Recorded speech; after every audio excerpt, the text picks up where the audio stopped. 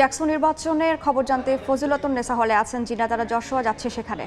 টাইমের মধ্যে সকল ছাত্রী করতে পারবো কিনা, ভোট দিয়ে শেষ করতে পারবো কিনা, এটারও একটা। আপনি কোথায় ছিলেন যখন ছাত্রদলের যে ভিপি পদপ্রার্থী বিনা ঘন্টা বাঁচিয়ে ছাত্রীদের হলে প্রবেশ? আমি ওখানে ছিলাম না।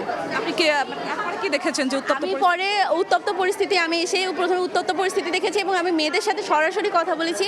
মেয়েরা আমাকে জানিয়েছে যে মেয়েরা সেখানে ভোট দেওয়ার মতো অবস্থা ছিল, তাদের আসলে এখানে প্রাইভেসি হার্ম হয়েছে। এখানে সাধারণ সকল শিক্ষার্থী বলছে যে তাদের প্রাইভেসি হার্ম হয়েছে। একটা পুরুষ মানুষ ইন্ট্রুডার কিভাবে আমাদের হলের ভিতরে আসতে পারে, তাও বিনা প্রোটেকশনে, বিনা অনুমতিতে।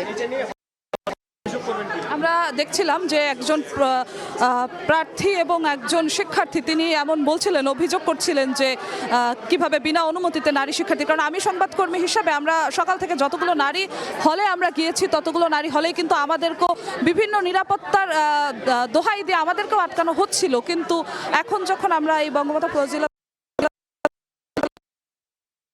তখন যখন দেখলাম, তখন শিক্ষার্থীরা বলছেন যে সবাই যখন বলয় পাচ্ছেন না, ছাত্রদল মনোনীত ভিপি পদপ্রার্থী ঢুকছিলেন। আমরা আরো একজন শিক্ষার্থী আছেন, আমরা একটু কথা বলতে চাই আপনার সঙ্গে। আসলে কি হয়েছিল, কে প্রবেশ করেছিল এবং ঝামেলা হয়েছিল, বন্ধ আছে নি আপনাদের?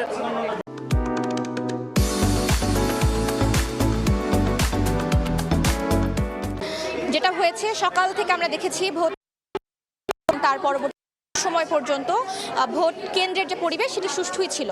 বিপত্তিটা হয় যখন আমরা কিছুক্ষণ আগে দেখি যে বিভিন্ন দল সমর্থিত বিভিন্ন প্রার্থীর সমর্থকরা এবং প্রার্থীরা যখন কিনা ভোট কেন্দ্রে প্রবেশ করে এবং একটি নারী হলের ভোট কেন্দ্রে প্রবেশ করার জন্য তাদেরকে মেইন গেট পার করে, ভেতরের গেট পার করে, অনেকগুলো নিরাপত্তা প্রহরী কিংবা নিরাপত্তা আসলে পার করে তাদেরকে কেন্দ্র পর্যন্ত যেতে হয়। কিভাবে তারা কোনো ধরনের পারমিশন ছাড়া, অনুমতি ছাড়া অনিয়মতান্ত্রিকভাবে মেয়েদের হলে প্রবেশ করলো, এটার কোনো উত্তর এখন পর্যন্ত আমরা পাইনি। তাহলে আমাদের হলের কর্তৃপক্ষকে আমাদের নিরাপত্তা দিতে ব্যর্থ, আর তাহলে আমরা আসলে কোথায় নিরাপদ? 2 নম্বর বিষয় হচ্ছে, তারা সেখানে যাওয়ার পরে যখন সাংবাদিকরা সেখানে আসলে জড়ো হন এবং ফুটেজ নেওয়া শুরু করেন, তখন তারা সাংবাদিকদের প্রতি চড়াও হন এবং এক পর্যায়ে ঘাট ধাক্কা দিয়ে তাদেরকে বের করার চেষ্টা করেন সেই সব বিভিন্ন দলের সমর্থিত মানুষরা। এবং তার পরিপ্রেক্ষিতে আমরা দেখি যে আমাদের নির্বাচনের যে সামষ্টিক পরিবেশ, সেটা নিয়ে আসলে একটা শঙ্কা তৈরি হয়েছে এবং শিক্ষার্থীদের মধ্যে গতকাল রাত থেকে বিভিন্ন নির্বাচনী আচরণবিধি ভঙ্গ নিয়ে অভিযোগ এসেছে, যেগুলো রিটার্নিং অফিসারকে জানানো হয়েছে, প্রভোস্টকে জানানো হয়েছে, কিন্তু তারা জানিয়েছে যে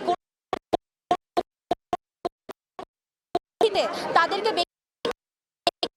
গ্রহণ না করে এখান থেকে বের করে দেওয়া হয়েছে। কতজন প্রবেশ করেছিল ছাত্রদল মনোনীত ভিপি পদপ্রার্থী? আমি এক্সাক্ট সংখ্যা প্রবেশ করেছি।